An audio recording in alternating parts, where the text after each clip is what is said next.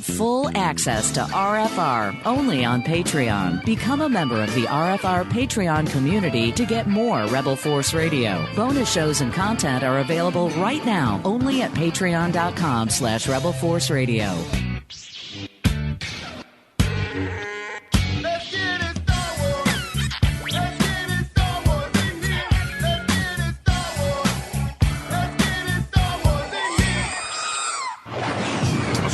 Rebel force has penetrated the shield and landed on Endor. This is where the fun begins.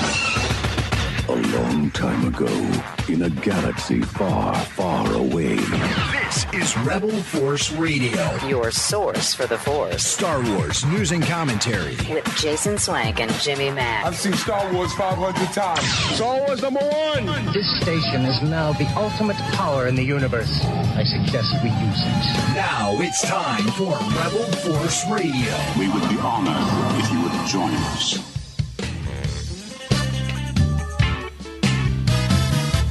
Now, Star Trek's Captain Kirk, William Shatner, the original Kirk, trolling Star Wars again. Last time we saw this was when the great Carrie Fisher was still with us, and I think she called him Bill. Like, she knew Shatner well enough to call him Bill, and they would have friendly banter across social media. But there's this image, a new image that NASA captured on Mars, and I gotta say, it does really resemble the Star Trek symbol, you know, the A shape, you might say. And so Shatner, he tweets, and he's telling everybody basically, we were there first. Star Trek was there first. The actual tweet says, what is it here? Shatner. Hey, Star Wars. So he's actually trolling here. Hey, at Star Wars, will you hurry up your rebel scums? Rolling eyes emoji. We beat you. And it's a picture of this, from this NASA orbiter of this formation on the surface of Mars that does look like that A symbol. And I got to hand it to the folks at StarWars.com or at Star Wars. They said, we're far, far away from that red tiny planet. To which Mark Hamill jumped in. He said, looks like a boomerang to me. Hashtag meh. So there you got it. William Shatner firing a photon torpedo over the bow of Star Wars fans in some lighthearted, witty discussion. You know, we needed Carrie Fisher to say something really profane. She probably would have seen something very different in that image on the surface of Mars. That looks to me like a beep inside of a beep. May she rest in peace. But anyway, I thought that was fun. I like it when the two star franchises have those little moments. It's kind of like when you watch Wendy's and McDonald's fight on Twitter. That's fun too. But anyway, that laugh you hear in the background here on Rebel Force Radio, this week's show for Friday, June 21st, 2019, is none other than my good friend and yours from Chicago, Jimmy Mack. Hey, Jason. Hey, Star Wars fans. The Shat is back. Yeah. For a while, Shatner was gone, but now he's back. And that's an inside joke. That is one of my favorite inside jokes. But did Daniel Logan weigh in at all? Because I know he has gone back and forth with Shatner in a Wars versus Trek kind of volley back and forth in the past. So you said at the beginning, you remember Carrie having some volleys with Shat, but I know Logan has too. And I don't want to interrupt Daniel Logan, but I did send him a message saying, hey, if you want to jump on with us, let me know. But he's out, having a family dinner, so I feel like a jerk for interrupting him. I just am such a come talk to us on the podcast. Hey, you never know. Maybe we just got started. So maybe we'll hear from Boba Logan in a few, because I know he's had some interesting run-ins with Shatner. And I have been talking to Danny lately about coming on the show to, just hang out and talk Star Wars and give us an update as to what he's been doing and what he's all about. So if we don't get him on this week, hopefully we'll talk to Daniel Logan on RFR here in the near future. But hey, for tonight, this week, Jason and I are here with you. Yes. We had such a great time taking listener calls last week. That was a lot of fun. That was a lot of fun. Our Patreon members really stepped to the plate for that show and brought some really cool conversation to us. And some people were asking, do you have to be a Patreon member to take part in future call-in shows? And my answer to that is absolutely no. We just wanted to do something special for our Patreon members. The next live call-in show we do this summer will be available and open to everyone. We'll stream it. Everyone will know about it, and we'll be taking anyone and everyone's calls. Maybe a 3-hour show. A 3-hour show. A 3-hour. Okay. Were you? Oh, never mind. That's what? Trouble. Go ahead. I'm not even going to ask. You because can people will take it the wrong way. Well, then I'll edit it out if I. Well, I was going to say if you were a Ginger or a Marianne guy. Oh, I found that Marianne, of course, is a very down to earth and friendly and smart and just awesome person. Who's better than Marianne? I mean, that's the real question. So there's some Ginger people out there. Well, yes, go Ginger. Yes. Ginger, she was. I'm very more of a glamorous Marianne type myself. Yeah, Marianne was more down to earth. Ginger was, very glamorous and worldly and famous, but also like the last person in the world you want to get stranded on a desert. Well, maybe I should rephrase that. I mean, you're right. Why'd you bring this up? I shouldn't do that. All right. Hey, you know what? Speaking of messages and all that stuff, why don't we go and open the show this week with a voicemail? And this is Nathan from Hotlanta, Georgia. Take it away, Nathan. Hey, Jason. Hey, Jimmy. This is Nathan from Atlanta, Georgia. And I was just calling to ask you guys, do you think it's a possibility for them to make a movie in the next, 10, 15 years, probably because, they're making all those new movies in, 2022, to do maybe, a trilogy on the book series Darth Bane? I don't know if you guys watched that, or read that, sorry. I was just reading the books recently, and I was like, man, this would be awesome if they made a movie. You know what I mean? So, just wanted to know if you thought they might make a movie on any books anytime soon. Love what you guys do. Awesome. Love our RFR. And may the force be with you. Well, I will throw this in when it comes to, and I can't speak specifically about, what was it, Bane? Is that who it was? Darth Bane. Darth Bane, right. Yes. Because if he wasn't in the movie, now he was in an episode of Clone Wars, was he not? Yes. Well, the spirit of Darth Bane, or a vision of Darth Bane. A vision of Darth Bane. Appeared to Yoda, and it was voiced by Mark Hamill. There you go. Yeah. Okay. So he's canonical for me. He's Jason Cannon because he was seen on a screen. More than that, though. More than that, he appeared in the novelization for Episode 1. And that was based off of specific notes from George Lucas about the Sith. That's a George Lucas creation, that character. I had no idea. I really did. And I've read the Episode 1 novel, but it's been so long. So what you're telling me is that this is a character that George cognized, and it eventually morphed into a expanded universe character took on took on legs and Yes.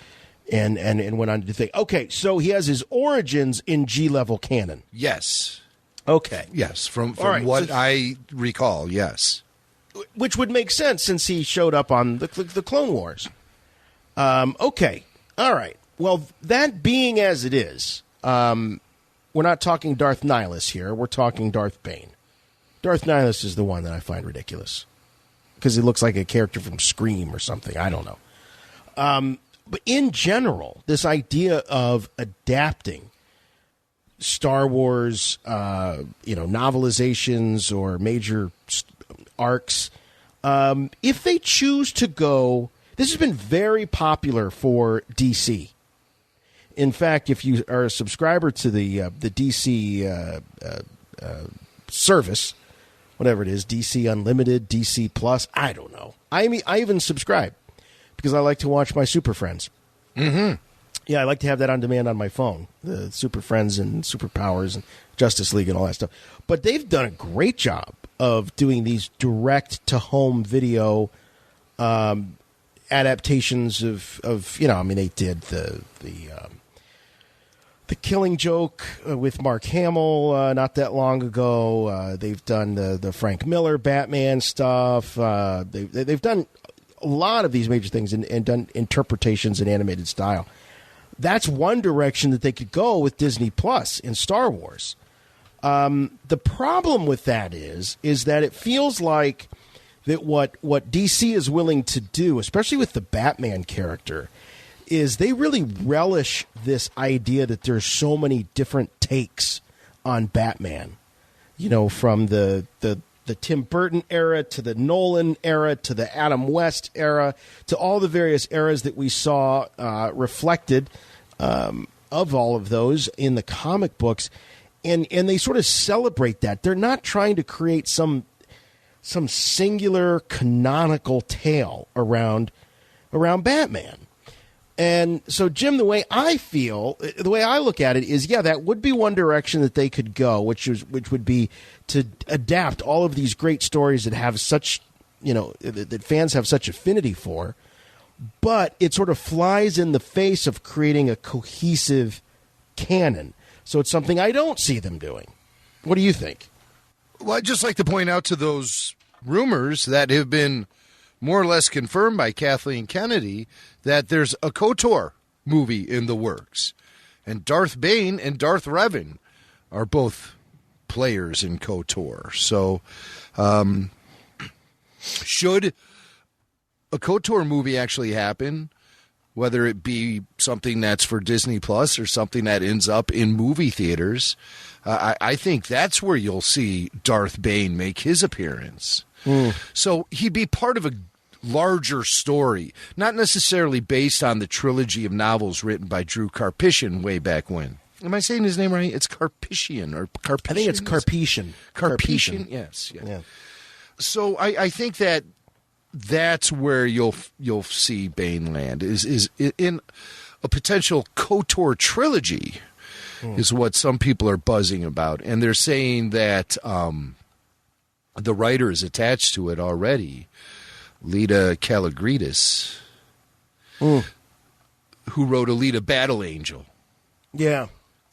Which I still have yet to see. That thing looks cool as hell, Alita Battle Angel, and I need to sit down and watch that very soon. And you've thrown out the possibility that Benioff and Weiss are actually working, that this Benioff and Weiss project is potentially something that sits in that same timeline, or is that? But do you feel that that's okay? So do you think that that'll be a straight up adaptation of the game, or it's just like, hey, let's take this time period and tell an original story? Yeah, that's how it would be. It wouldn't be any straight up adaptation. Now, I think it would hit familiar beats along the way, but you know how it goes with these things. It's more or less taking the concept and the, as opposed to actual plot beat by beat. It's more like situation. Well, here's what's interesting, though, characters. Right? This is what is fascinating to me, is that there was a lot of established storyline of what happened after the Battle of Endor for our beloved legacy characters from the films.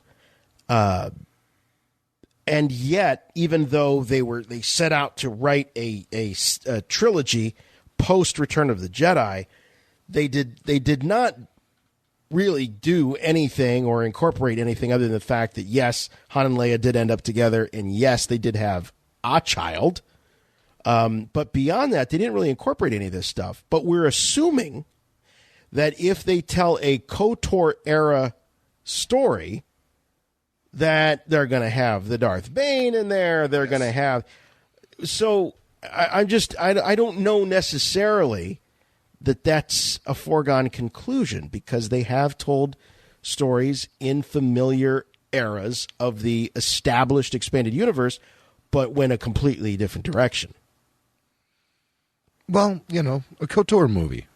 That's what they're talking about here specifically. And Bane is part of that story. So, that's where he would fit in, clearly. Mm-hmm. Now, the question is, what is this KOTOR movie going to be? Is it going to be the Benioff and Weiss film or trilogy, or is it going to be something they're developing for the streaming service? Could it be a standalone for the streaming service? Could it be a miniseries? I don't know. They can do whatever they want. That's what I like about the flexibility of this streaming thing. Yeah, me too. There's a lot of flexibility there. And it also makes for a really solid testing ground for future film projects. Yeah. Well, yes, I could see that. But is there... when you think about some of the biggest franchises on the planet, you might not, the name might not roll off your tongue unless you have kids in the right, demo. But, Fortnite, for example, is already, I want to say it's like a $4 or $5 billion franchise. There's been no film. Yet. Right? It's just Yet. I'm sure there's one in the works. Yeah. But what I'm wondering is, will the silver screen, will that continue to be the highest rung of presentation of a Star Wars story? I used to, come at the EU pretty hard and say the books and the comics are too small of a stage to make these big contributions to Star Wars canon. I said it's got to be in a movie or maybe in an animated series, something. Because there was a hierarchy. The more important the plot point or the marker in the canon, mm-hmm. the bigger the stage it needed to be. And to me, the end all be all biggest stage was a feature film. Do you think that is really going to continue to be the premier stage for Star Wars storytelling, or could it be eclipsed by watching it at home on your streaming? Well, yeah, look at Star Trek. That has kind of shifted back and forth from being primarily a TV franchise to becoming primarily a film franchise, then back to TV. A little bit of overlap there for a few years. Right. When the original cast was still making films and the next generation started on TV. There's a little overlap there. But you knew that the power for Star Trek in the late 80s into the 90s was truly on television. It was only on television for a long time until Abrams brought it back in 2008. Yep. So, and then its power became found in movie theaters again. Yeah, and then especially with that first film. Especially that first one. Yeah. There was a lot of disappointment with the next two. I thought the second one was okay. The third one I fell asleep during. But I got to give that one another chance. I don't necessarily know if it was the content of the film really being the reason why I passed out, or just your advancing age. It was just one of those days where I was just trying to shove too much into 24 hours. I think. Yeah. And it was a late show. But you see how it's gone on that roller coaster where its priority has shifted back and forth over the years from TV screen to film screen. And maybe Star Wars will go on a similar ride. We know for the next 3 years, the streaming's going to be where it's all at. until the Benioff and Weiss film launches. I don't get a sense. Now, Jim, your kids were sort of on the cusp of when all this streaming stuff sort of became, second nature. But I'll take my kids, 6 and 10 years old. I don't think that they have, even my 10-year-old, who's a little more with it. Take, for example, Stranger Things. Like, for the last 3 years, since she was 7 years old, all my daughter has wanted to do is watch Stranger Things. And I'm not a prude. I'm not, one of these parents that doesn't want my kid to see anything that's, going to stretch them a little bit. But Stranger Things and knowing my daughter the way I do, I thought, it's a little too intense in places. And there's some adult stuff. So I made a deal with her back when she was 7 years old. I said, when you turn 10, because when she's 7, 10 years old, that seems like a real long time. Oh, it's forever. Right. I said, when you turn 10, I'm going to let you watch Stranger Things. Well, guess who never forgot that? Never. So it's on her 10th birthday last September. She was like, Dad, you said you got to watch Stranger Things. And I said, well, not when school's in. You can't watch it when school. Let's wait till the summer. And that way, if you're up having nightmares, it's not as big a deal. Anyway. Okay. I was like trying to get my head around your rationale there. I was like, what the fuck? Well, I needed more time because then she'd be closer to 11. So I figured she's 11, 11's 11. All right, let's do it. So I bring all this up. So we watch Stranger Things, and my point is that I do not get a sense from my kids that growing up when I was a kid, like going to see a movie, movie was like the end all be all. You were seeing the highest rung of entertainment in terms of value. Right? I mean, the biggest budgets. I mean, compare a TV show in the 80s to a movie in the 80s or in the 90s. And now it's just different. I don't think my kids have any sense of there being a hierarchy at all, that it's going to – I don't think there's any real difference for them going to a movie theater in terms of the quality of what they're seeing or their enjoyment level, going to a movie theater or watching something like Stranger Things on Netflix. Yeah. Well, definitely the technology has made it more affordable to create cinematic experiences on television. Right. That was always something that was out of reach. It was something George Lucas was chasing like a dog chasing his tail for years and years. He had a whole thing, pre-production underway, and then it was just like, wow, our ideas are really good. So good. I don't know how we can do it. Not with the budget we have if we actually want to do a legitimate television series. But that was before then. Now, TV seasons have shrunk to where there's even like 4-episode seasons of shows, Yeah, right. Well, like, Stranger Things was like 8 episodes. Yeah, it's like, maybe we should go back to the good old mini-series label that you'd put on things. It's like, that's not really a season of anything. Mini-series, I mean, that format has been huge over in the UK for years. Right. When actors would sign up, you'd get Hollywood actors doing stuff for television because it was a limited engagement. In the United States, it seems as though when you sign up to do a TV series, you're signing up potentially for 10 years of your life, season after season after season. But over there, it was like, I feel like doing it. You're Judi Dench, and you're like, I'll do a TV series. Do 8 episodes a series, as they call seasons over there, and maybe we'll do 2 series, and then we're done. It just doesn't happen over here. They just keep going and going and going. Mm-hmm. Right. So, that kind of flexibility and the technology has made television, then it's made it into a medium that can definitely compete with the cinematic experience.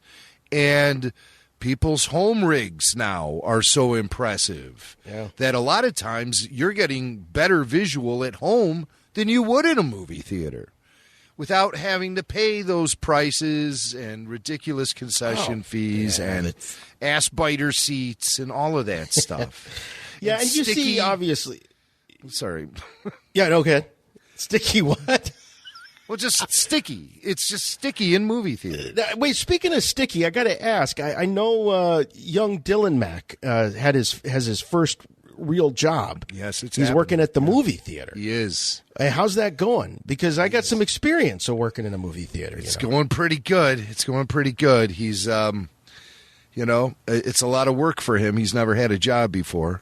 So there's been some grumbles here and there, but I think it's all going to make a lot of sense to the guy when he gets his first paycheck. And he realizes, all that gross crap I had to pick up out of that theater and that stinky popcorn machine that wasn't working right. Dealing with all of that makes it worthwhile. Now, did you tell him to use the rubber gloves? I did, and the reaction was priceless. He's trying to fit in, and so he doesn't. He said nobody else is wearing the gloves there. So if he that's how it was when I worked there. That's exactly how it was. They called me Rubbermaid. Yeah, and you know what? They called me Rubbermaid, and it was like, that's right, that's fine. But you know what? When you all get hepatitis and whatever else it is from grabbing those nasty hankies and those snot rags in those seats in that half-digested popcorn that kid spit up, you'll thank me. I know. You're like, young Sheldon at the movie theater with your rubber gloves on, and they're all just like, oh, what? But you went about your business. He's trying to fit in. They have a kind of a tight-knit group at this theater. It's a privately owned neighborhood theater. It's not quite a second-run theater. It's like a run-and-a-half theater. The movies show up there like 2 weeks after they're in the big houses. Yeah.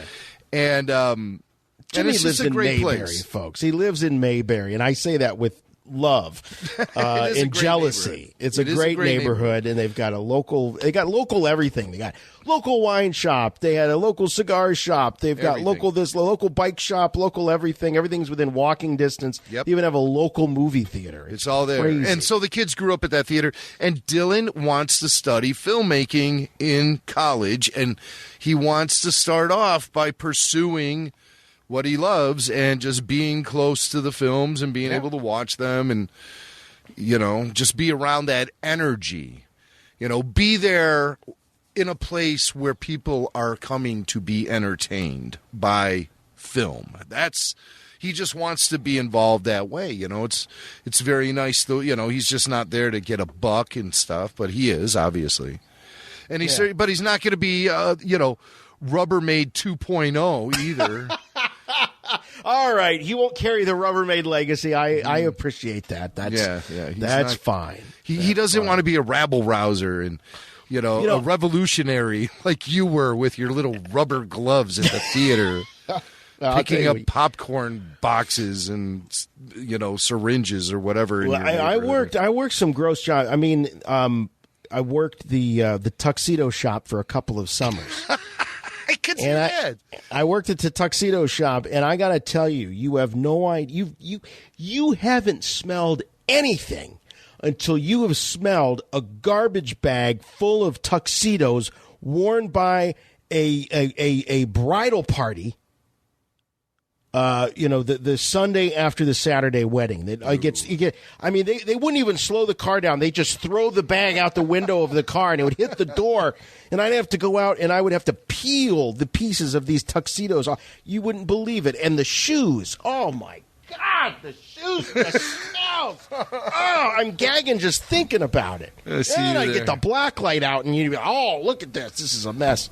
So, and the Rubbermaid gloves go very well with the tuxedos too. I'm sure. Absolutely. I always put the latex. I had a box of those latex gloves. I put those on. I'd separate those pieces of the tux, and I carried that with me into the movie theater. It's funny. The movie theater. Once upon a time, we had Sean Astin on the show. Sean Astin, great. Speaking of Stranger Things, he was on Stranger Things, and he told me a story. I think this was off air one time. About after he did Goonies, his mom, Patty Duke, and his dad, John Astin, they were pretty normal people, and they wanted him to have a good work ethic.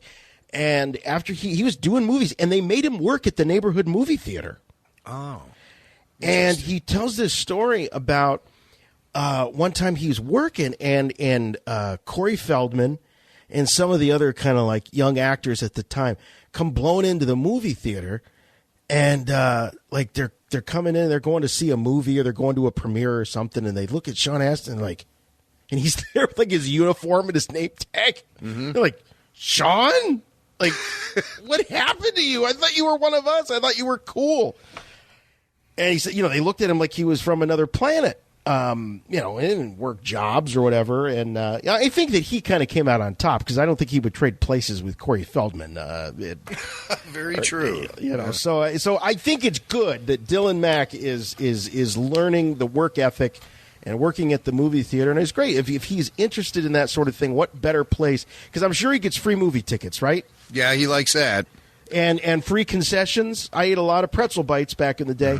And he could put his name in for posters. But the posters. But he was going to impress me by scoring some Star Wars posters when, say, Episode 9 comes out. He said he was going to put in for that and explain to everyone why it should be in this house and everything. In the Star Wars room. We've come to learn that the owner is a massive Star Wars fan. Oh, and you can request any poster for any movie. He doesn't care, except Star Wars. He has dibs on the Star Wars posters. So, yep. So it's going to be a lot of Marvel in this house, I'm sure. The only reason I went to work at a movie theater was because Episode 1 was coming out, and I wanted to make sure I was first in line.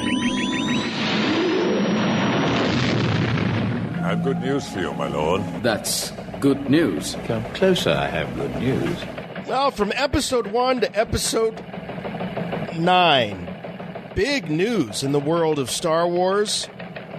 Lucasfilm made a huge announcement this week where they have named Michelle Rejwan. I hope I'm pronouncing that right. Do you know the pronunciation? I think you're right on. Rejwan. Rejwan as Senior Vice President of Live Action Development and Production for Lucasfilm. So this was a huge shock for me. I was not expecting an announcement like that. Kathleen Kennedy, this was a press release that was released at StarWars.com. She says, working with Michelle over the last 7 years as a producer on both The Force Awakens and now The Rise of Skywalker, I've seen firsthand her skills collaborating with writers and directors, and I've been incredibly impressed with her creative skills and her ability to manage the complexity surrounding these massive projects. I know the importance of building a team, blah, blah, blah, blah, blah, blah. But does she know about Star Wars? That's the question. Does she know about Star Wars? So she is a producer. Okay, wonderful, great. She's been a producer on the last 2 Star Wars films. Not the last 2. The Force Awakens and Rise of Skywalker. Good point. The 2 JJ films. She is a protege of J.J. Abrams. Yes, she is. Yes, she is. So much like Kathleen Kennedy was a protege of Steven Spielberg. Are you sensing a theme? Yes. I'm sensing a theme here. And look, I'm not. She may be lovely and wonderful and brilliant. But I'm looking at it, and they're talking about her pedigree, and I don't see it. I don't see it. I mean, this is a person who, as you said, Jim, a producer on Rise of Skywalker and The Force Awakens, as well as she goes back with JJ as far back to 2011 in Super 8. She was a co-producer on Star Trek Into Darkness. And then the Star Wars Episode 7 Monster Challenge, which I don't even know what that was. Apparently it was a short. She was executive producer. Rise of Skywalker. And they keep comparing her to Kevin Feige. They're saying, oh, well, they're taking a page out of the Disney playbook with Kevin Feige. Well, there's a problem for me with the Kevin Feige comparison. And that's the fact that Kevin Feige went way back with Marvel. Back in Marvel, do you remember when Toy Biz bought Marvel?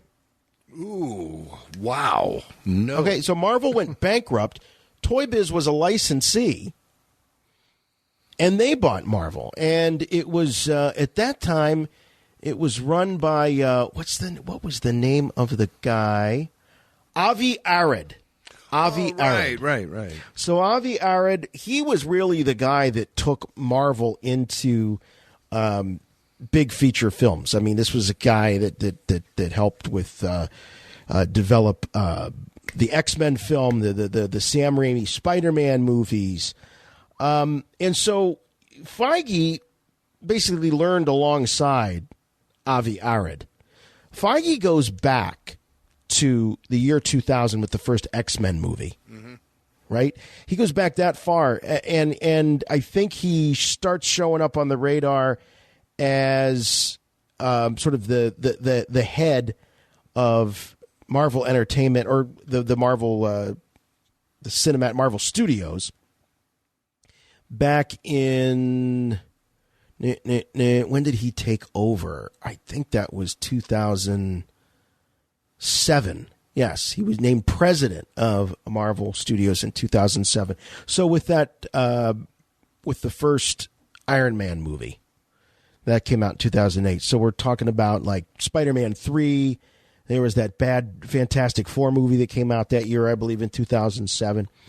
But by the time he became the Kevin Feige we know, he had already worked on X-Men, Spider-Man, Daredevil, X2, Hulk, Punisher, Spider-Man 2, Blade Trinity, Elektra, Fantastic Four, X-Men The Last Stand, Spider-Man 3.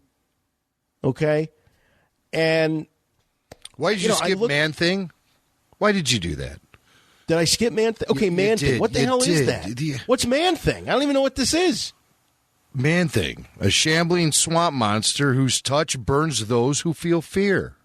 Man-Thing. Sorry, I blew past that. Yeah, a lot of people did, I think. But my point is that before we go around comparing Michelle Rejwan to Kevin Feige, I would need to see some evidence. I mean, the other thing that separated Kevin Feige, and one of the reasons why Avi Arad was drawn to the guy, was that he was just an absolute savant when it came to the Marvel Universe. He really got it. He really understood it. Now, I know that there is more to having a job like what Michelle has been given than just having encyclopedic knowledge of a particular universe or franchise or something like that. I mean, believe me, you don't want that guy or that girl running the show just because they've read every manual from the West End games. Lucasfilm has never wanted a fan. No, that's right. To be working on Star Wars, and that goes way back to the George Lucas years. At ILM, they never wanted to hire fans to work on the films. And that, I think, went for all the branches. I think that was something that they really tried to avoid. It wasn't until the rise of Dave Filoni when we started to get an indication that, hey, one of us is actually on the inside working on this stuff. It's why it was such a big deal with Dave. And you know what? It was a big deal back then, and it probably should still be a big deal to this day. Now, through Filoni, we got to meet a lot of people who are fans of Star Wars. But I don't think that that's the thing that they're looking for when they sit you down. And you mentioned that Feige worked with Avi Arad. Mm-hmm. But, I mean, you see Michelle, she worked on 2 of the 6 films in the Disney era with Kathleen Kennedy. So that's where she has her foundation. Obviously, Abrams it's not thinks a huge about her. foundation. It's not at all. It's not at all. But, again, maybe her true skills is being able to handle tons of spinning plates at once.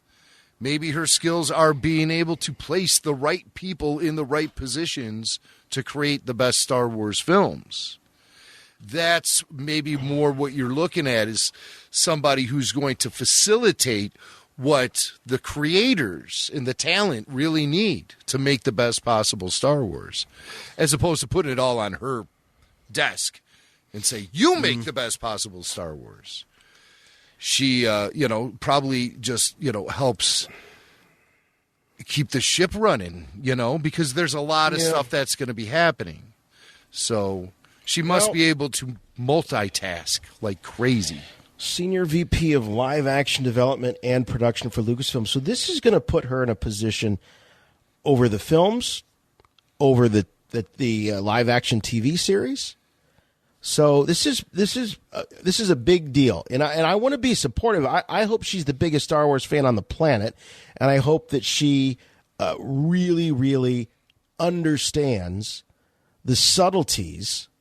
And the thing about Star Wars, what's so interesting about Star Wars, why we keep coming back to it time after time after time, is because just when you think you have it all figured out, you watch one of the movies one more time, and then all of a sudden you're learning new things all the time. Because classic Star Wars, the original trilogy, the prequel trilogy, the George Lucas version of Star Wars, is not subtle, but in that black and white universe of good and evil, you find all these very interesting shades. And so it's something that, we've spent 13 years dissecting. We wouldn't still be doing this podcast if Star Wars was something really simple and easy to figure out. You notice we're not spending a lot of time talking about Resistance, right? And the reason is because it's real simple. It's real easy. There's nothing to really discuss. It's very straightforward.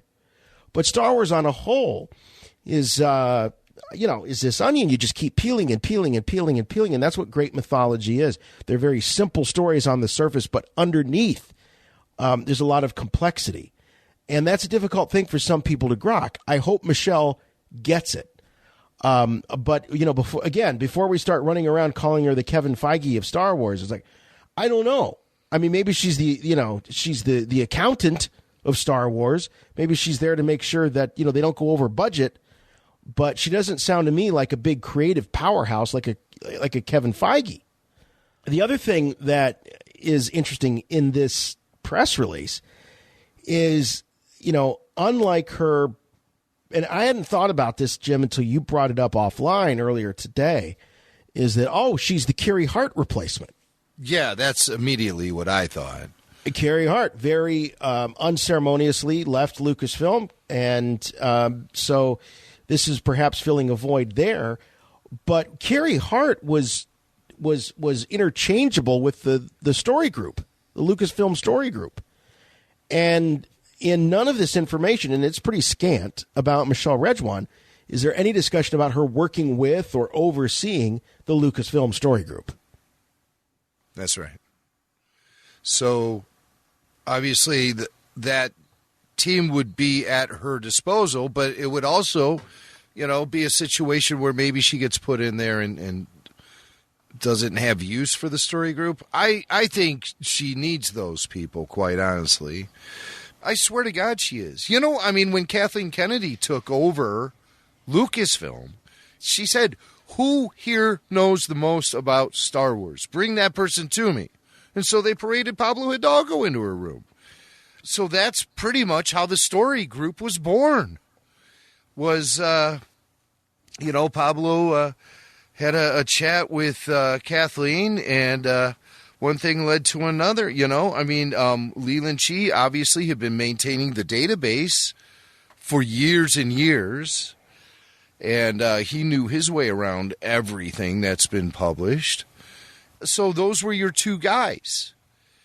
And then it just got built up around them. Kathleen inserted her own people into story group, Carrie Hart being one of them, Rain Roberts being another, and the third would be Carrie Beck.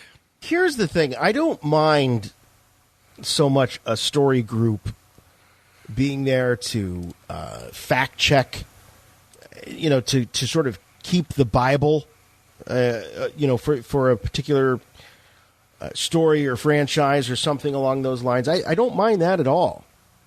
But I don't necessarily want story by committee. I don't like this relay race storytelling style. So I think that it's good to have, what I was hoping for is somebody that would actually be, I'm not looking, I don't care, if Michelle's job is to just make sure that the planes are landing on time, if it really is a production logistics type of position, who cares? Well, that's what a producer does. It's not even. Well, it depends on the producer. I mean, some of them have dramatic impact on the actual final project. See, when you're senior vice president, you're in a position to greenlight things. You're in a position to hire creatives. You know, there's a lot going on. Well, look, if you're going to go back to the Feige comparisons, which people are doing in these articles about Michelle Rejwan, the fact is Feige is president of Marvel Studios. So if anyone is the Kevin Feige, it's Kathleen Kennedy. Yes, absolutely. She's the Kevin Feige. Always has been. Why isn't she sure? But why isn't she surrounding herself with a senior VP of live action development production that has clear credentials as it relates to the Star Wars property? Well, because maybe she, like Kathleen, is like, I have a great relationship with Michelle. We have good chemistry with each other. Who cares? She can oversee big projects. Well, I mean, look at George Lucas. I have a great relationship with my cat. Look at George Lucas. He had Rick McCallum with him for all those years. Yeah, and that was a later development. That was over the prequels, and Rick was kind of an odd fit for George because, well, in some ways, because actually, he came out of more of a experimental film kind of background, working with some oddball directors, and so I guess in a way it fits. Well, I mean, Rick came up through the Young Indiana Jones Chronicles. No, I'm saying before that though. I'm saying before. Yeah, that. Before that. I mean, he was directing music videos by like the Rolling Stones and stuff. I mean, Rick McCallum's cool. I think. No, I don't have anything against Rick McCallum at all. I don't have anything against Rick McCallum at all. I don't think it's comparable to this situation at all, because with George Lucas at the helm, there was no question or concern who was going to be dictating story or pushing the story along. When you've got Kathleen Kennedy, who I don't think is a creative person, I think she may very well be a fine CEO. She very well may be a fine business person, but I don't think that she's creative. When Steven Spielberg was asked, he couldn't come up with one single instance where Kathleen Kennedy contributed anything in a creative basis to any of his projects. Okay, fine. That's not her gig. All right, fine. Moving on. When did that happen? Senior VP. That was several years ago. Do we have audio? I want audio. We do not have audio. We don't have audio. We have direct quotes. Look it up. Steven Spielberg pressed to. I mean, it was like when they asked Eisenhower to name one contribution that Nixon gave him during his 8 years as president of the United States. He goes, "Give me a couple of weeks, I might think of something." I mean, it was embarrassing. He's like, "Oh, we always liked having her around. She was a lot of fun." That was basically it. You can look it up. There it is. My point being is, okay, so Kathleen Kennedy, right? She had to have Pablo marched in as being the Star Wars expert. She created the story group. They got us to where we are now, which is not necessarily a great place. And so she's going to, name the senior VP of live action development and production for Lucasfilm.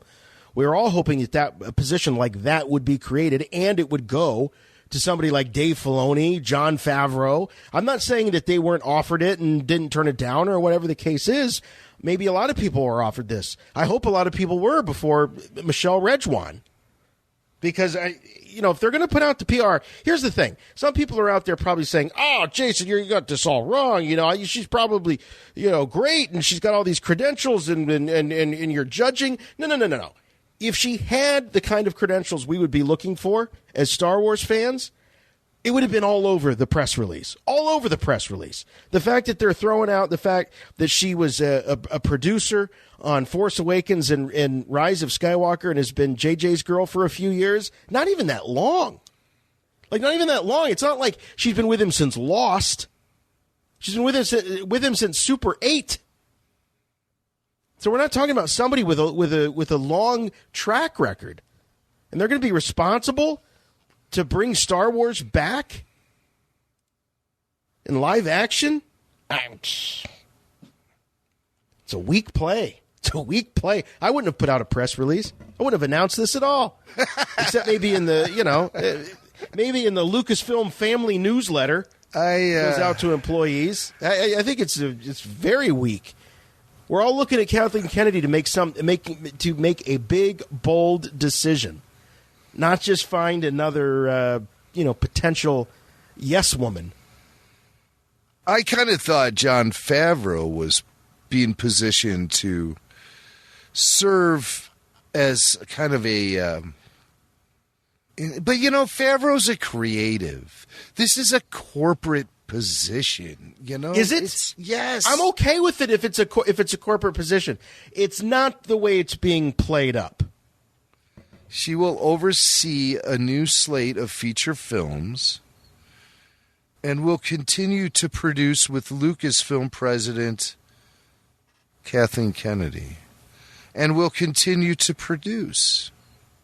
She will oversee. So what is Kathleen? I thought Kathleen Kennedy oversaw the feature films. I think the buck stops at Kathleen Kennedy's. Hey, absolutely. She's the one who says yes or She's no. the one. She signs off on anything that happens. Right. So Michelle will be handling the nuts and bolts of the operation. That's right. That's right. And she'll be wrangling the creatives like Favreau and Filoni. Yeah. And it's, and the Benioff and Weist guys. But it does say, Kathleen Kennedy's quoted as saying that, that she's looking forward to, she and the Lucasfilm team, no mention of Story Group, look forward to working with Michelle in shaping the future in all areas of story development. Yes. From theatrical film development to live action content for Disney+. So, whatever. To me, it's a big disappointment. It just is a disappointment. I was expecting if we were going to get an announcement like this of this magnitude, or at least the way they're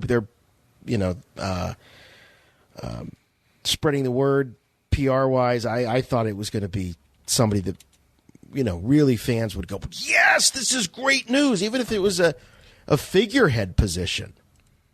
Yeah, the person that'll be balancing the expenditures against the receivables will be, please. Well, she, if you want to talk about her resume, she was a casting assistant on 6 episodes of The Office, which I think was one of the most well-casted television shows in the history of sitcoms. What was she, casting assistant or assistant to the casting director on The Office? A little Dwight Schrute there. Okay, all right. I'm going to stop now with the. We'll wait and hear what the future holds for Michelle Rejwan. I wish her all the best, and I hope that we come back here a year or two from now and go, dang, where did she come from? She is amazing. Yeah. Look at the incredible work she's done. Yes. I want her to succeed. Yes. I don't want anyone. Look, that's what we do here. We create. We comment on the news of the day as it relates to Star Wars. But I'm not rooting for anyone to fail. Not Kathleen Kennedy, not Michelle Rejwan, nobody.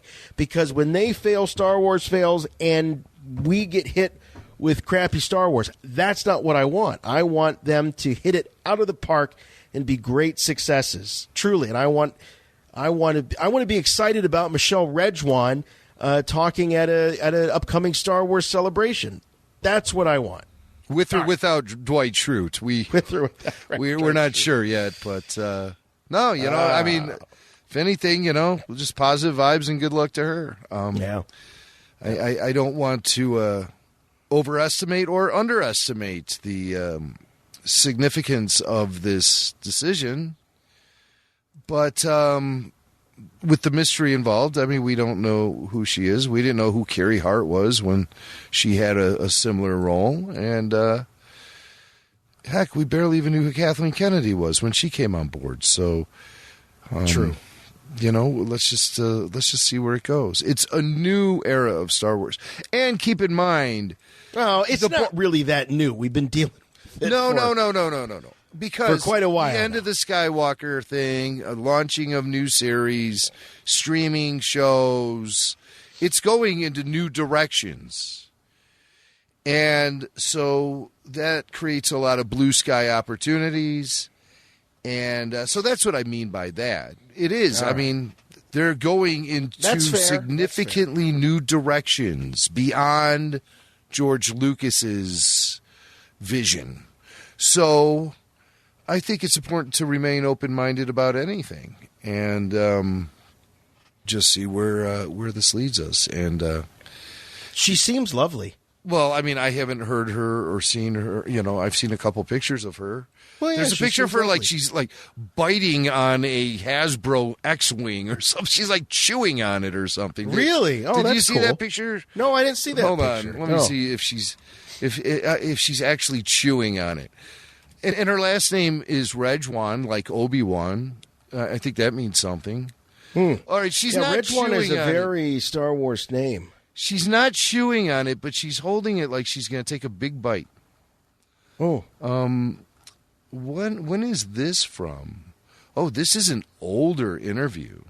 It's in Marie Claire, which is like fashion and beauty tips.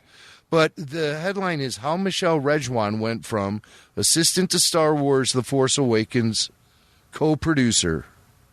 How it went from... Oh, I see the picture with the X-Wing. It looks like she's going to take a bite out of it. Yeah. It's like it's a cannoli. So this is an interview from 2015 that I think we should take a look at just to sort of get an idea about who she is and what she's all about. I think when you look at some of the things she's worked on, things like The Office and some of the Judd Apatow films and Curb Your Enthusiasm, she worked with Jeff Garlin and became his assistant. She probably has a really strong sense of humor. Okay, so there's one thing I like that I think we can determine about her. I'm just kind of like scanning through this interview real quick. I wish I found this before the show started. She talks about working with JJ. Working incredibly hard and doing great work is what wins in the end. But that goes hand in hand with getting the opportunity in the first place. So she's getting the opportunity. She asked for the opportunity in this Marie Claire interview from 2015. She's getting the opportunity. So yeah. Well, there is an article. I'm going to go and read this. This is At Work. Marie Claire. There's a big profile that they did on her right when The Force Awakens was coming out. That's what I'm looking at. That's what you're looking at. There you go. So she was 33 at the time. And how long has it been since Force Awakens? 5 years? 4 years, 5 years. 4 years, okay. 37, okay. 4. All right, so she's not even 40. No. And it looks like that she talks about Jeff Garland quite a bit in the beginning of the interview, that he was quite the mentor to her. He was serving as executive producer on Curb Your Enthusiasm. She became his assistant, and so she's worked her way up. There's no taking that away from her at all. And I think it's important to note that my disappointment is not in her. My disappointment is that I thought when this type of position was going to be announced, that it was going to be a name that we all recognized, and that we were going to be like, yes, this is going to really right the ship. And it still may. It still may, but it doesn't have that wow power. The name is, it's not exactly a household name, even amongst Star Wars fans. But anyway, Jim, you've got some mutual friends with Jeff Garland, so who knows? Well, yeah, Jeff is a Chicago guy, and our paths have crossed over the years. If I run into him, I'll try to get a quote from him about Michelle Rejwan and see what he thinks of her. Who knows? Maybe I'll plant a question with Wendy, because Jeff does show up on Wendy's show from time to time. So now I have a Star Wars connected question to throw into the mix. Hey! Who are you? Got a name? Cal Kestis. Saw Gerrera. Here on Jedi business. Jedi are dead. Not all of them. All right. I'm looking here at the show rundown. I see we've got Jedi Fallen Order. Yes. So this was kind of a big deal. So Jedi Fallen Order, there was at Star Wars Celebration, there was some stuff that was shown, but all of it was, I think, some of the cutscenes and things like that. There was no actual gameplay. Well, the gameplay premiered as part of a live streamed event fairly recently, and the initial reviews for the most part are quite good. I'm not a gamer, I never pretend to be a gamer, but some very experienced gamers are comparing what they're seeing in Jedi Fallen Order to some of the current big popular games that are out right now. So it bodes well for the game, saying, all right, this is good. It's got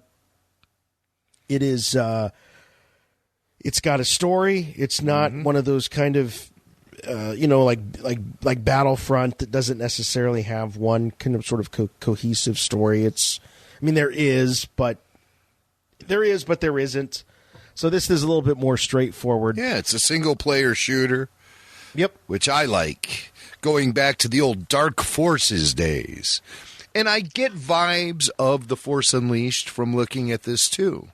Or certain levels from the old Shadows of the Empire. Those are the type of Star Wars games I really enjoyed playing. And so I'm getting vibes from this. I did watch the panel from Star Wars Celebration. I caught the panel on YouTube, and the guy who plays this new Jedi, his name's Cal. I think it's the actor who plays young Joker in Gotham, the TV show. Really? Yeah, I've seen a few episodes of that. I was never a religious Gotham watcher. I think my sister-in-law watches that show all the time. But, yeah, he was, I believe he was the young Joker, which would be, what's the Joker's name? Jack Napier? Yeah, he was young Jack, I think. Jack Napier. I don't know if that's what he was in the Tim Burton Batman, was Jack Napier. I don't know if... Oh. I think he's had different names. Is that a loosey-goosey thing with the Joker? With the Joker canon? I think it is. Oh, imagine the arguments on Batman podcasts about Joker canon. Oh, it's J-level, Joker-level canon. Oh, what does that mean? Or is it G-level? G-level to them is probably like Gotham-level canon. We would sink like in quicksand if we were on that show. Cameron Monaghan. Okay? Yeah. That's his name. And he revealed he had some Chicago connections during Star Wars Celebration, which I thought that was cool. But he is playing Cal Kestis. Hey, lady! He's playing Kestis.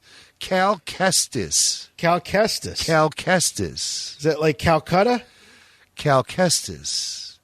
And he was from the television series Gotham, where he played Jerome Valeska. He was in like a ton of episodes of Gotham. And that's really the only information I have. But now he's playing this Jedi on the run in Jedi Fallen Order. And we've seen this a lot of times, right? During Order 66, there's always a few of them that escape.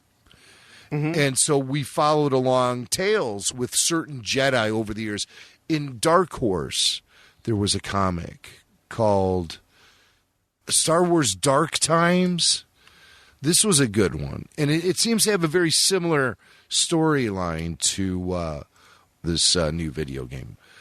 All but, yeah, the Dark Times comic had this Jedi Master Dash Janir, and he was on the run, trying to, still fight the good fight in his own way while trying to lay low.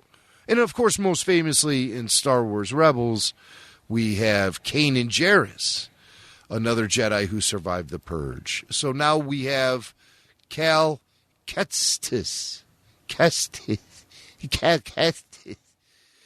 What's cool about the game, though, and what kind of excited me and what was revealed at E3, is the fact that Saw Gerrera shows up. Yes. Yeah. Voiced by Forrest Whitaker. Which is great. You've great. got Forrest coming back doing it. I mean, now the character spans the Clone Wars, Rebels, Rogue One, and now Jedi Outcast. Or Jedi Fallen Order. What was I thinking? Outcast. What's Jedi Outcast? That's something too, isn't it? What is Jedi Outcast? That was the name of a book. That was an expanded universe book. Was it? I'm pretty sure it was. They're all starting to blend together now because they keep going down these similar roads with different characters. And with Cal in Jedi Fallen Order, we'll be getting his, post Order 66 fight for survival. And, probably with elements of Robin Hood going on too, or, some other vigilante that works in the shadows. But I am really excited that you get prime time Saw Gerrera in this one. Pre crazy hair Saw Gerrera. Right. He's not carrying the oxygen tank around. Right. That happens after he prime Saw Gerrera. Has the story about Saw becoming, losing his leg, becoming dependent on oxygen, being part cyborg.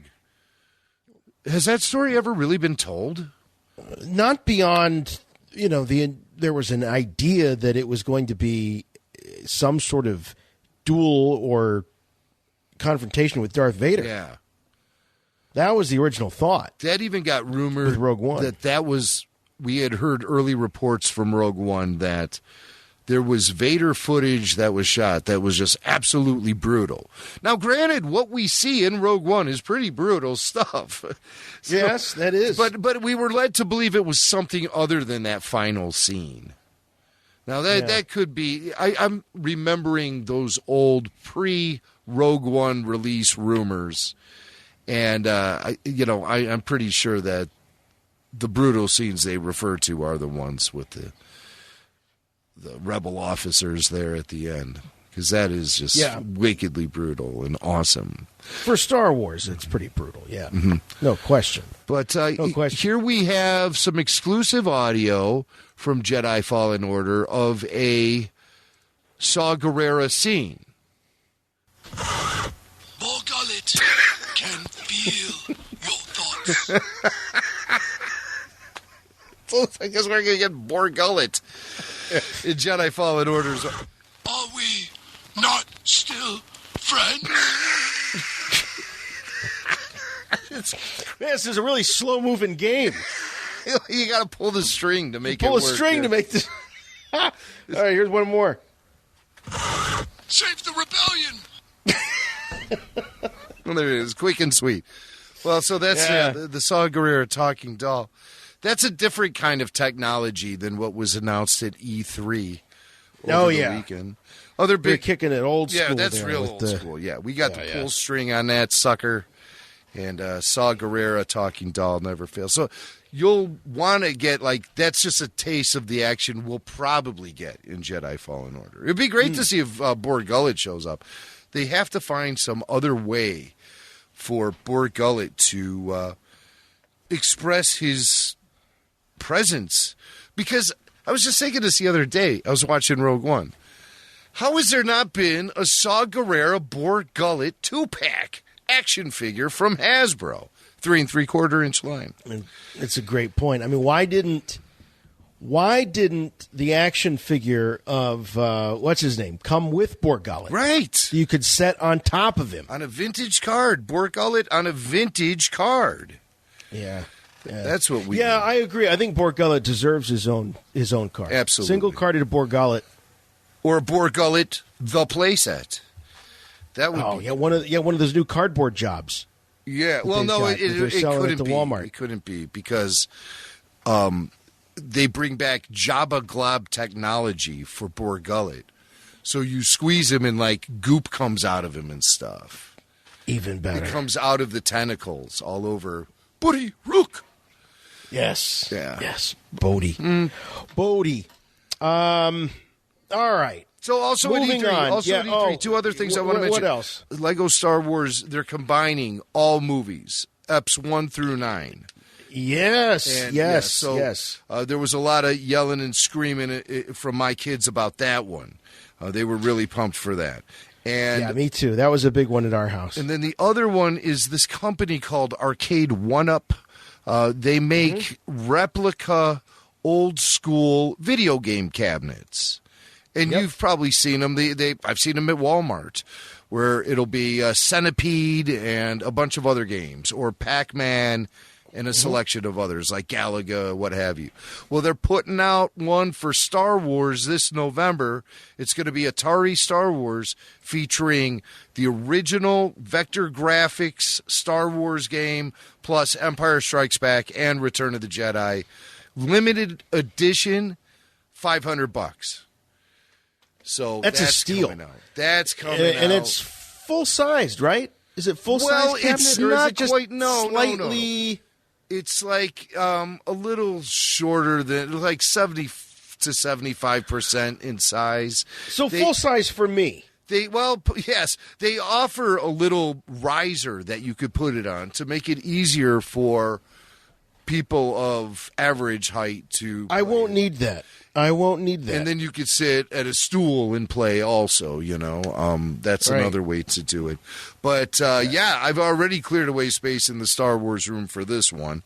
Oh, you're getting this. Oh, absolutely. There is no other way to play those games at home. The original Star Wars vector graphics, the only place I could play it is at the Galloping Ghost Arcade. That's the only place I could play it. They also have the sit-down version of Empire Strikes Back and the stand-up cabinet version of Return of the Jedi.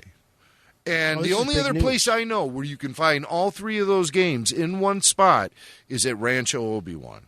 So it's Rancho Obi-Wan and the Galloping Ghost. And now my Star Wars room because of this now your Star Wars room. amazing replica that's going to be coming out.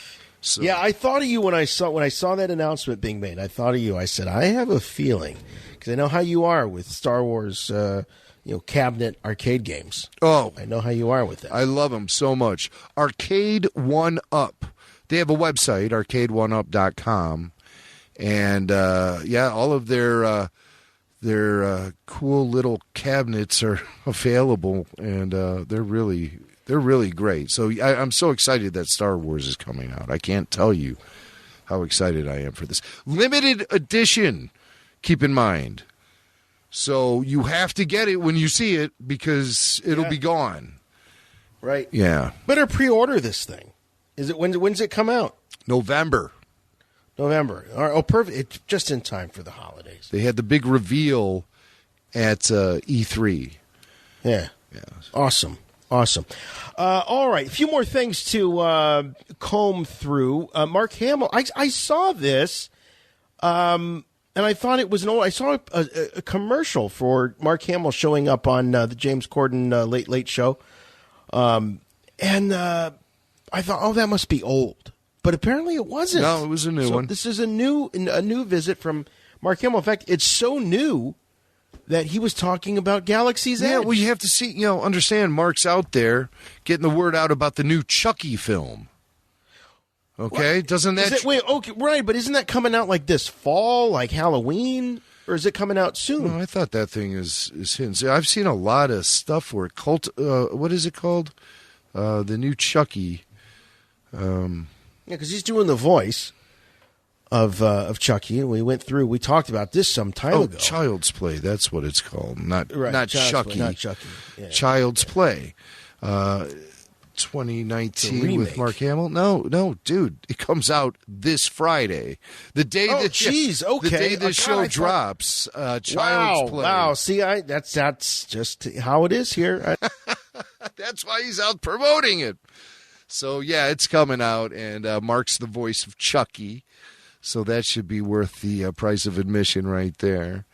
And he's on with James Cordon. So Cordon has this photo of that. Everyone's seen the photo of Billy D. Williams, George Lucas, Harrison Ford, and Mark Hamill standing in front of the Millennium Falcon at Galaxy's Edge. It's a great picture. And he points out the fact that only Billy D. is smiling. Everyone else looks grumpy, you know. So Mark goes on to talk a little bit about the stuff George Lucas had to say. Do we have that audio of George? Let's just, before we hear Mark, because Mark critiques what George says at Galaxy's Edge. Okay, I got it.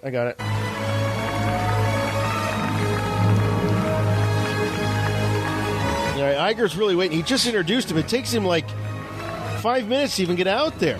All right, he's not in any hurry. I'm worth $5 billion. I'll first say you did a great job. Thank you very much. Coming from you, that means a lot. Well, it could have gone very bad. But it didn't. It's Star Tours on steroids at a level you can't possibly believe. And I'd also like to thank all the Imagineers and others here that made this thing possible, because it's the first time because I worked with the Imagineers a long time ago, and we did, everything was like it was in the olden days, where it was very hard to do anything. So now the technology is here. This thing is amazing. It's really something that you couldn't even dream about 20 years ago. So I hope you enjoy it. It was a great experience for me, and I think that you'll change your life. Thank you. Thanks, George. Thank you. So there's George. Yeah, he keeps wiping his nose. You notice that?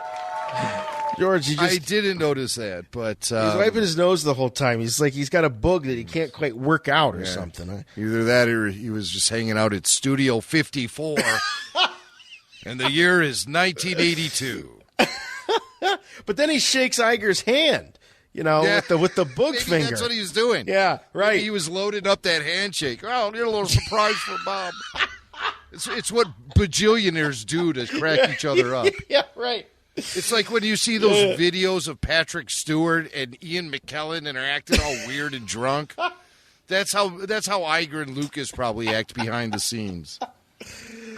You've seen those videos, right? Oh, yeah, absolutely. Yeah, absolutely. Yeah. Oh, my God, that's funny. So George, he's George. He's right? George in that, kind of what me worry George Lucas. So Mark Hamill had a few things to say about George's remarks during the opening ceremony for Galaxy's Edge. George and Harrison are always sort of grumpy. Yes. His speech George got up and to open the park, to open Galaxy's Edge. He goes, well, this could have all gone terrible, but it didn't. I thought, he approaches things from... He's a real glass half full guy. Well, kind of. I mean, the whole time we were making Star Wars, we were trying to cheer him up, because you'd do a take and you'd look, and they'd say cut, and you'd look at George and he'd just go... And Mark was like collapsing in his chair, We're there trying to cheer him up. This is a disaster. Yeah. So Mark is getting these flashbacks to the mid-'70s, still to this day. I love he's it. Hanging out with George, he's like, could have been terrible, And Hamill's like, God, he's still like that. Right. He's just, he hasn't changed at all. The guy's worth like billions and billions of dollars. And he's still pessimistic as ever. That's what Hamill's thinking, right? Oh, it's so true. Oh, my God. Could have been terrible, but it wasn't. Oh, man. I mean, it just goes to show, if I could spend a day with anybody from the Star Wars universe, it would be Mark Hamill. He keeps it real, man. That's what I just love about that guy. He's pretty funny. Keeps it real. He lives in the moment, and he finds irreverence in a lot of things. And so he...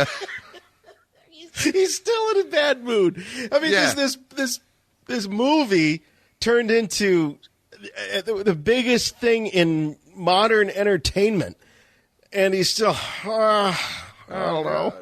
It could have gone very bad. Oh, God. And Hamill's just looking at him.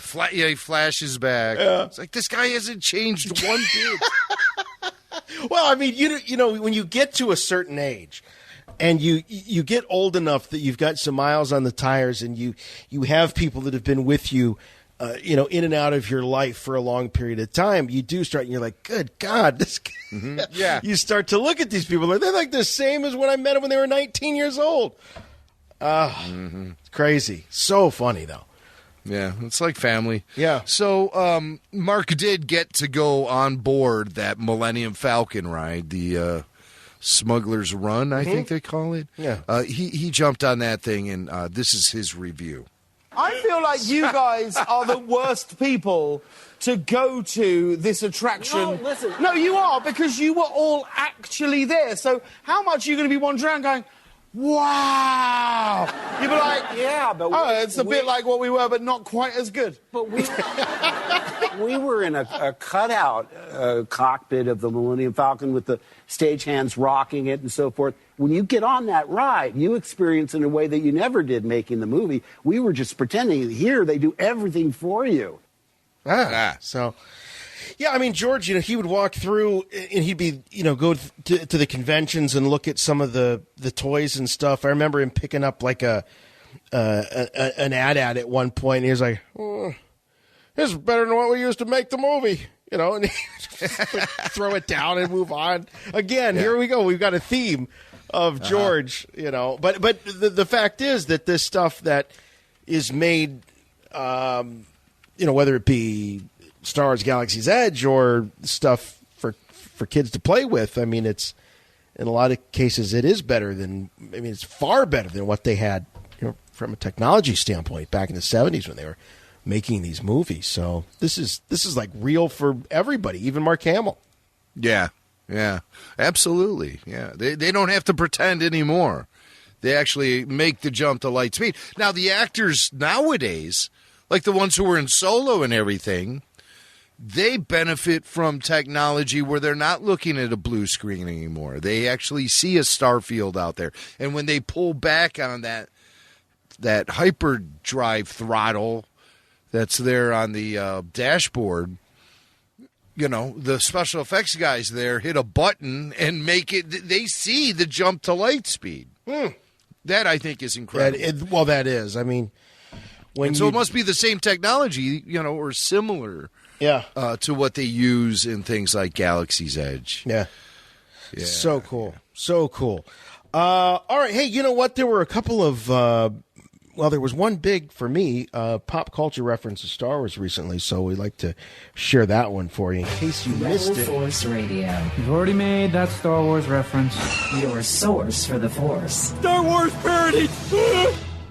All right. My worlds collide when we get Star Wars references on the Tony Awards, and I was thrilled. I was sitting there watching the Tonys this year, as I always do.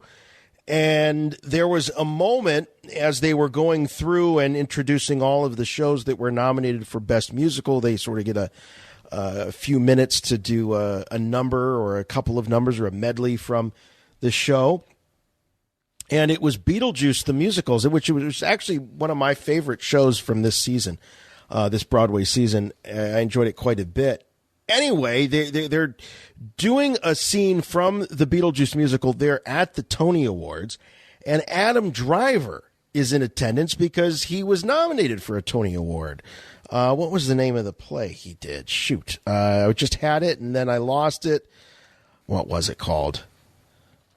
Come on, Mr. Showbiz. I know. Burn This. Yes. Burn This.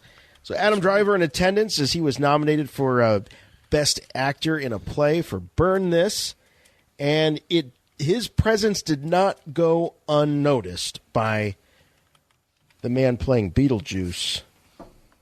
And we got a clip here. Where it is. Death is gonna come to everyone you know, so instead of being terrified, just be more YOLO. Hey, Adam Driver, you killed Han Solo. Not cool, bro. That actually got a little smile from Adam Driver. Yeah. As he was there. He's wearing a tux. Yeah. Yeah, looking good. Looking good. Yeah, he did not win the Tony, but I did talk to some people who saw him in Burn This, and said he was great, said the play was great. He was amazing, so it's a shame. Now, I wonder what kind of shape Adam Driver returns his tuxedo when he takes it back to the place he rented it from. I don't know. Would I need rubber gloves to peel that thing apart? You probably would. You probably need multiple rubber gloves. I probably would. All right. Now, at the top of the show, we were talking about Gilligan's Island. And yes. Here I am doing the show with Jimmy Mack, and all of a sudden he starts adding things to the rundown as we're doing the show, because apparently there's a Star Wars reference in Gilligan's Island, which is crazy to me because I thought the show predates Star Wars. It was the Gilligan's Island reunion show. It was a made-for-TV movie. It aired on one of the networks. I want to say NBC. And it was 1978. Oh, and I remember watching this as a kid. I remember that night when it was on TV, and I watched it. And Gilligan made a reference, a Star Wars reference. I believe they were talking to their, the skipper and the gang. They were all there, and they were talking about some of the things that they've been able to catch up on after being rescued from the island. Oh, so this is the one where they get saved. Yes. And then they realize that they don't like living in... No, they like the island. They like... So they waited for the next big storm and went out on a 3-hour tour again. And then they got marooned. All right, so this is... At the same place. It was remarkable. Wow, so what here a coincidence. Yes, 1978, Rescue from Gilligan's Island, Bob Denver, and here's a Star Wars reference. I guess that producer figures that's the only way to make money. Pictures with dirty words and no clothes. Well, maybe he's right. I've seen a lot of movies since we've been rescued. I saw Star Wars. They have little spaceships with red lights and blinking green lights, and they have this big fight. And how about the robot, R2-D2? Well, there's nothing dirty in that. R2-D2 is a 4-letter word. Gilligan, there was no nudity or dirty words in Star Wars. Oh, my God. I haven't heard that in a long time. So, because we were talking about Gilligan's Island earlier, right. I figured, well, there has to be some sort of tie-in to Star Wars and Gilligan's Island. What is it?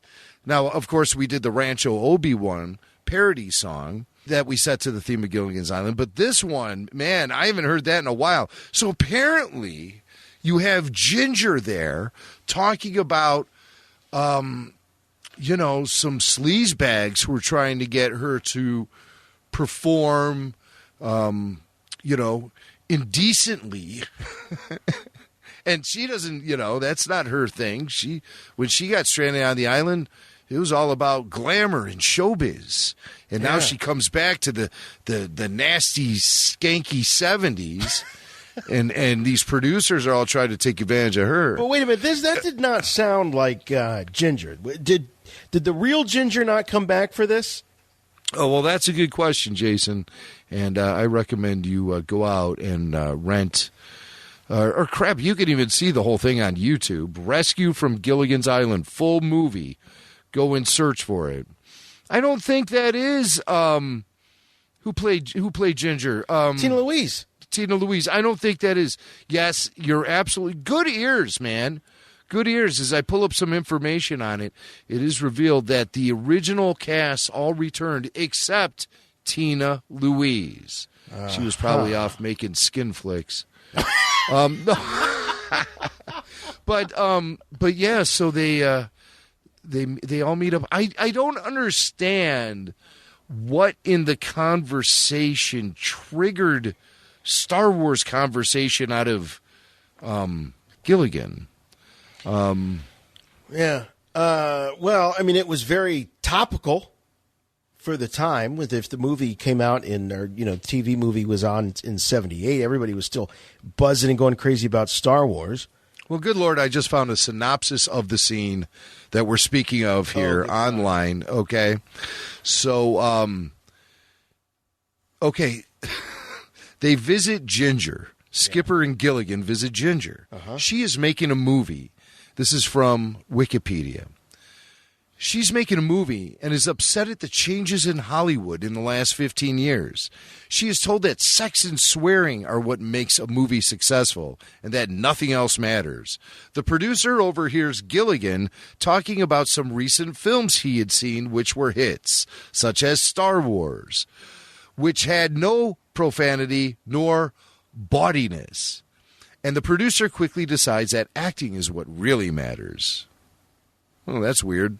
That's just such a weird. I mean, but none of that has anything to do with the rest of the story. This producer has nothing to do with the rest of the story. So, I mean, it's just kind of a weird little aside. But okay, that is weird. But I got that synopsis from Wikipedia, so take it for what it's worth, or just go and watch it and see that scene. Because I recall just being excited seeing Gilligan talk about R2-D2. I was just like, wow, that's amazing. Worlds collide. Hey, we got one more for you here.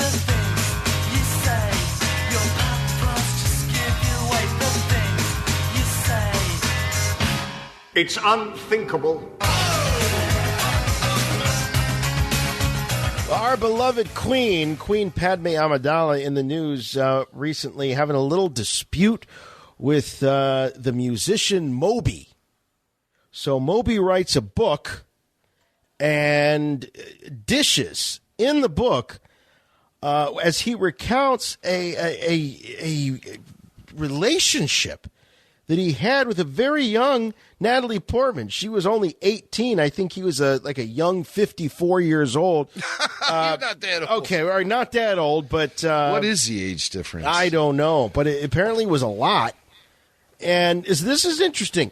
So he describes in his book having this this relationship with young Natalie Portman, romantic relationship, and he was 20... let's see. Then 18. She's okay. He doesn't say how old he was. Oh, we'd have to do math. I don't want to have to do math. Now he says she was 18 when they were hanging out. Or yeah, he said she was 18. Natalie Portman has since come out and said no.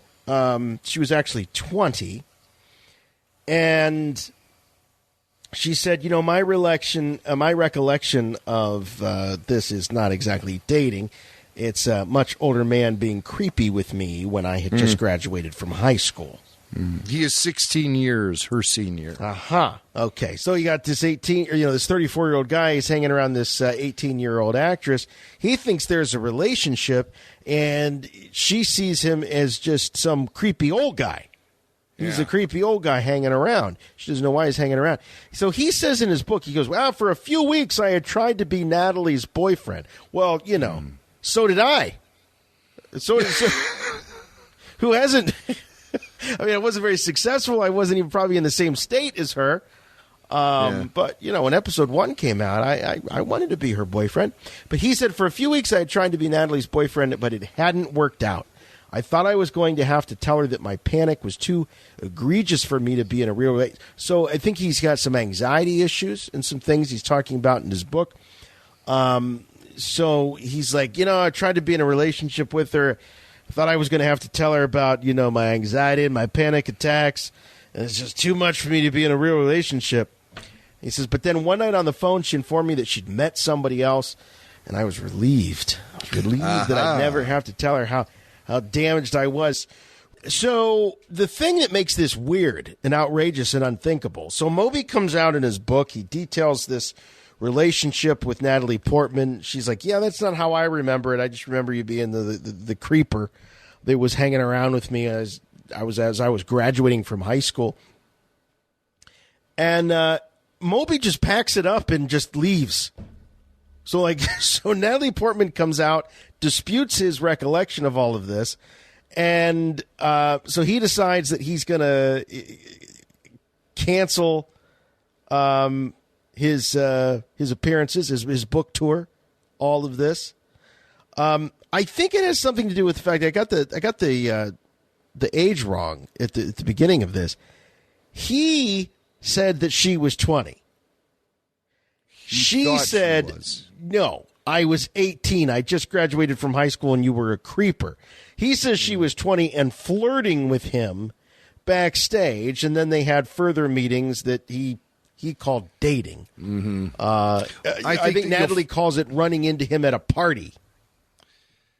I think you'll probably find that the truth is somewhere in the middle here of both their recollections. And, Natalie Portman does seem like she's always carried herself as an adult, even when she was younger. So maybe that confused poor Moby. It seems like Moby gets easily confused. Uh-huh. It is so weird that he's just going to drop off the face of the earth, Oh, yeah. I think that's just his way of trying to get people to feel sorry for him or something. Maybe to try to get Natalie Portman to feel sorry for him. The big mistake the guy made was he didn't contact the people he was writing about and just thought, I could just, put this out there. And who's waiting for the Moby autobiography, though?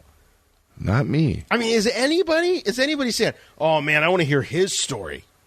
No. I'm sure he Nobody has fans, but, I mean, we're not exactly talking about Mick Jagger here, a tell-all. The only thing I know about Moby is the fact that Eminem hates him and rips on him in a lot of songs. Oh, yeah, that's right. Or at least one song that I know of. He should have vetted out or just at least gotten some solid confirmation from people before he wrote a book about him, I mean, that's what most authors do. Yeah.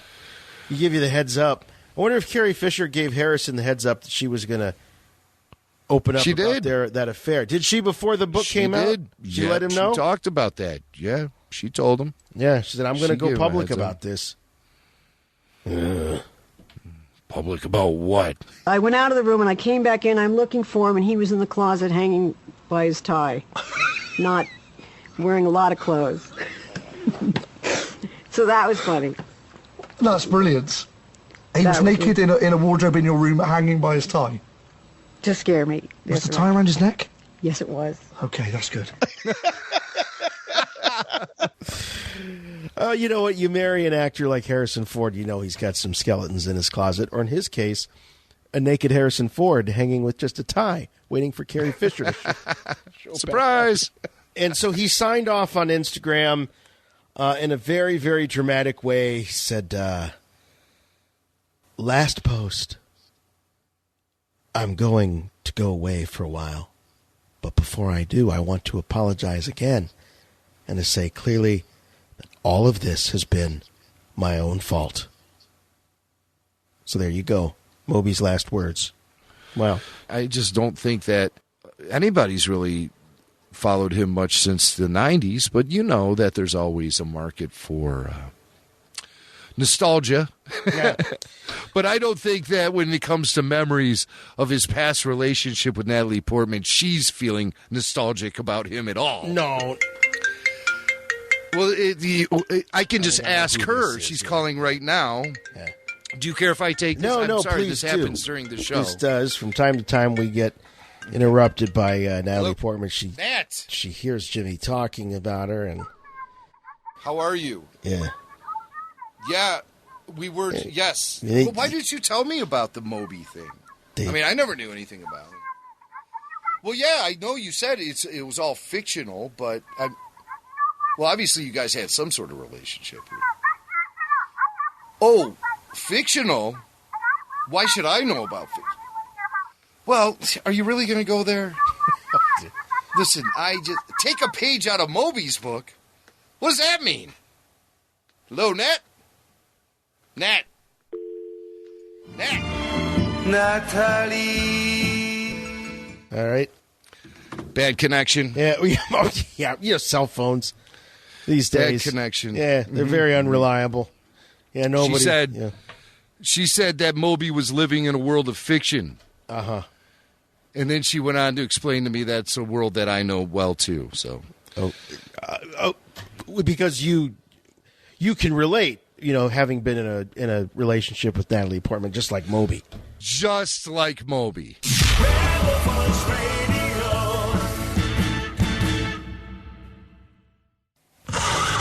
More gullet can feel your thoughts.